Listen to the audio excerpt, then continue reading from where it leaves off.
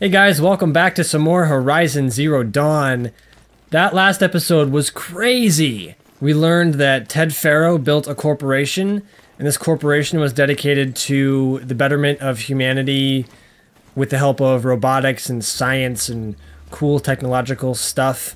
The solutions of tomorrow, as the announcer lady said when we went inside the building. And he worked with Elizabeth Sobek. They were partners, maybe even romantic partners. I don't know about that, not too sure. But they worked together, and she was an environmentalist, really into saving the planet and all that kind of stuff, which is awesome. And she built green machines. Are these bandits? They are bandits. Oh, are they going to fight the Thunderjaw? I might want to see this. If they fight that Thunderjaw, they are going to get slaughtered. Let's just go around here. I'm going to stay out of that fight. Anyway, they worked together. She was really into saving the planet and all that kind of stuff. And then after she had built her green machines, or her green robots that helped save the planet and restore the atmosphere and all that kind of neat stuff, apparently something happened between them. There was a falling out of sorts, a disagreement. She left, built her own corporation that was still dedicated to the betterment of the world. And Ted turned to war because apparently saving the planet wasn't profitable anymore, and since corporations needed to fight each other in order to decide who could sell products, he decided to build robots.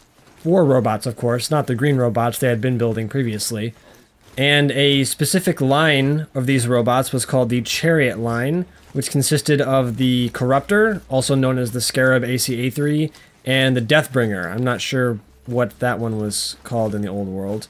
Also the Metal Devil, which we learned was called a Horus, and those were like walking cauldrons. They could self-replicate, which is scary as hell. And of course they ate biomass, so it's like, hey, eat living creatures and reproduce, because we don't have to listen to the humans that made us. It was just really cool, and I'm excited to find out more. But for now, we're going to go to the Sun Palace and help Erend find his sister Ursa. This is pretty. I wonder if we're going to meet Sunking Avad. Hello, sir. Greetings, Aloy. Greetings. Blameless Marad. Please come with me. You're needed for an important consultation. What do you mean? Where's Erend? He's inside, attending the Sun King, where we should be without further delay. We are going to meet Sunking Avad. All of these people are here to see the Sun King. Yes, and each has come to ask a favor of him. Unpleasant, but that's politics. The Sun King is eager to meet you, the machine tamer with a curious eye for detail. It's all very intriguing. Why, thank you. To intrigue you. Too late. Oh, okay. Don't mind us. We're just gonna cut through the line here. Yes, I'm VIP. Just. Yes, you'll just have to deal with it, pal. I'm sorry. Not really. I'm not sorry. But you know. Just. Ignore them. Nobles are like children who whine when they don't get a second helping of dessert. That's the truth. What's the Sun King like? The most important thing is what he isn't like. His father. I think Good. you find him to be a reasonable man. I sure hope so. This is his throne. Aloy of the Nora. She who sees the unseen. Welcome. It would seem you have done me a great service. Your Eminence. Erend, tell her what you found. I checked Ursa's tomb. You were right, Aloy. The body is missing a scar below her right knee. I gave it to Ursa when we were kids, fighting over a toy sword. If the body is not Ursa's, then we must assume she is still alive. And I will not abandon her. We only know she was taken, not who took her. I can help with that. Ursa has an enemy among the Osira. A warlord named Dervahl. Impossible. Every clan in the claim has been hunting for him since the liberation. He has to be dead by now. No other Osirum had the motive and ingenuity to lure Ursa into this trap. I expect to find him lurking somewhere near the border. I've already sent an agent to investigate. He'll be waiting for word from us at the marketplace in Pitcherlift. I can't move troops to the border without provoking the Oseram, but I could send a few vanguardsmen. And perhaps an exceptionally gifted Nora as well. Yes. Would be my honor. Erend, Murad, let me discuss it with her privately. One-on-one time with the Sun King already. Wow. I hate to impose further after all you've done, but this is a matter of great importance to me. It sounds like Ursa means a lot to you. Without her Oseram vanguard, I would not have been able to liberate Meridian and end my father's brutal reign. Since then, it has been difficult to maintain peace between our tribes. But Ursa has a way of making her people see reason.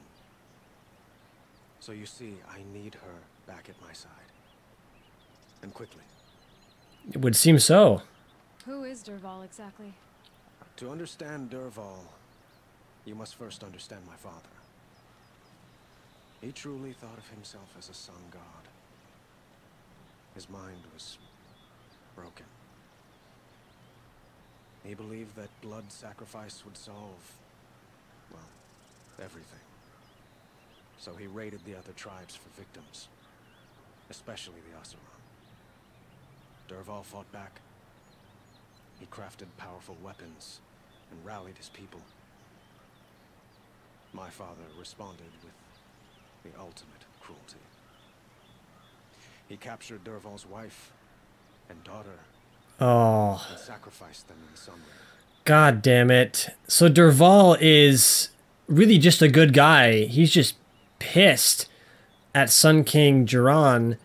And of course, since Ursa teamed up with Avad, he doesn't see the difference. Like, oh, you're still helping the Sundom. You should be mad at them. I see what's going on there. So, why would Dervahl go to so much trouble to kidnap Ursa? He felt she betrayed him. Yep. She fought by his side until she realized he planned to raise Meridian and butcher its people. Well, that is pretty bad. And she came to me. Together, we stopped him and liberated the city from my father. Dervahl has spent every moment since trying to get revenge. Mostly on the other Oseram who fought with us. He made so many powerful enemies. I thought we'd seen the last of him. I was wrong. Wow. The killers who attacked the Nora.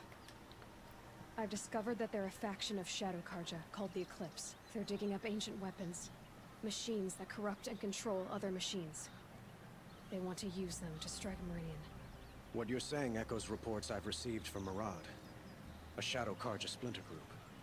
Corrupted machines across the land. When will this attack come, do you know? I'm not exactly sure. And we will do what we can to prepare. But in the meantime, Ursa is my highest priority. Please, help me find her. Absolutely. I'd like to ask you something about the Sundom and its politics. By all means. Oh boy. They call you a sun god who killed his own father in order to unite the tribes in harmony. Is any of it true?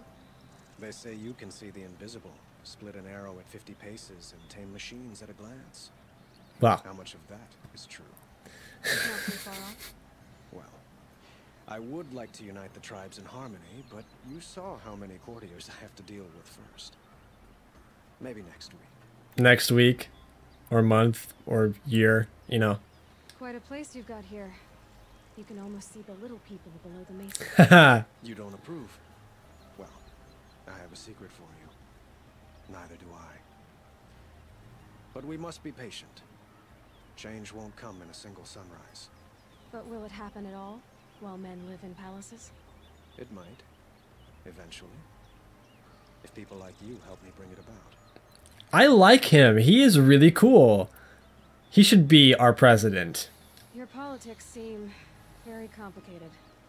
The Oseram are friends, but enemies too?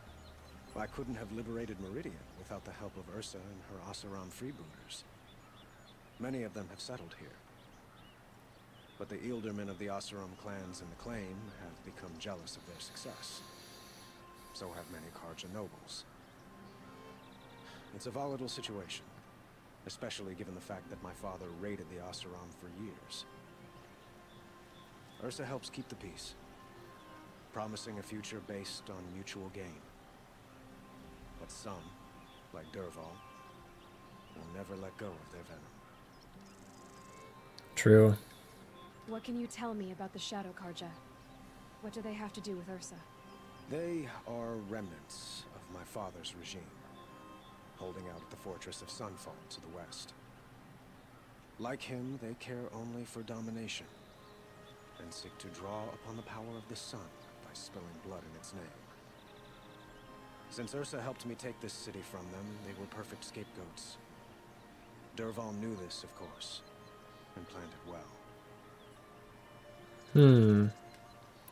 I need to get going. I know.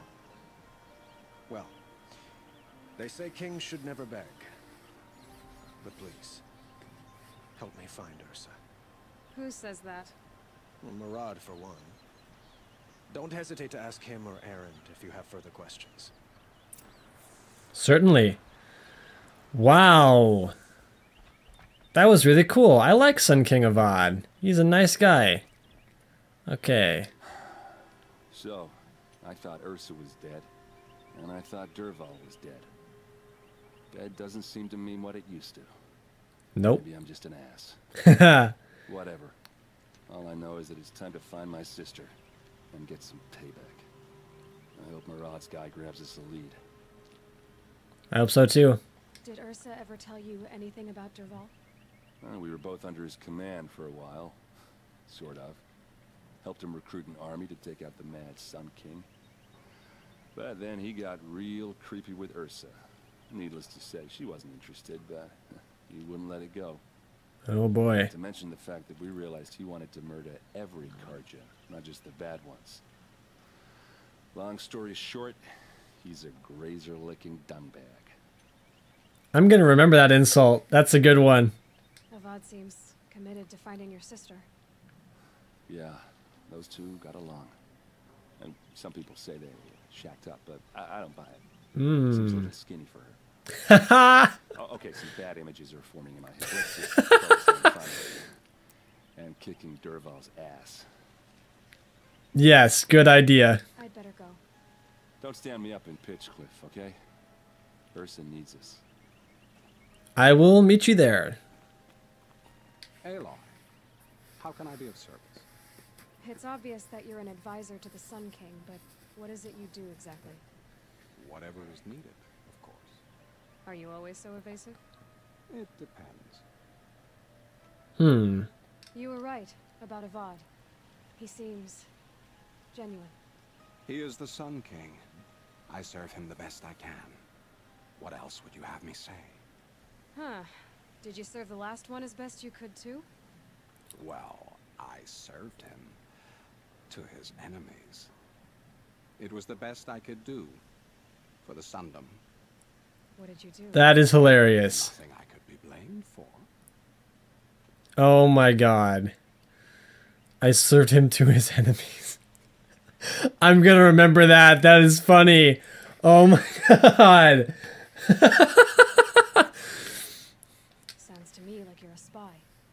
There are many helpful voices in the Sundom and beyond. I like to think of myself as a good listener. So why do they call you Blameless Murad? Well, it depends on who you mean by they, and what they might wish to blame me for. Talking to you is tiring. So they say. He's always dodging. What will I find at the border? An outpost full of Oseram, most of whom want nothing to do with Dervahl. Still, he inspires great loyalty in those who fought with him against the last Sun King. He will not be caught alone. And don't forget, he is a master craftsman. Nothing delights him more than his dangerous toys. I will remember that. What makes you so sure Dervahl did this to Ursa? I don't care for sure or certain. I prefer likely or probably. How many Oseram are clever enough for this ruse? Capable of building the weapon you described? Who hate Ursa so? More than one? Not likely. Dervahl? Quite probably. Even if people think he's dead. That is surely another reason to be suspicious of certain words. I have to go. Then you must.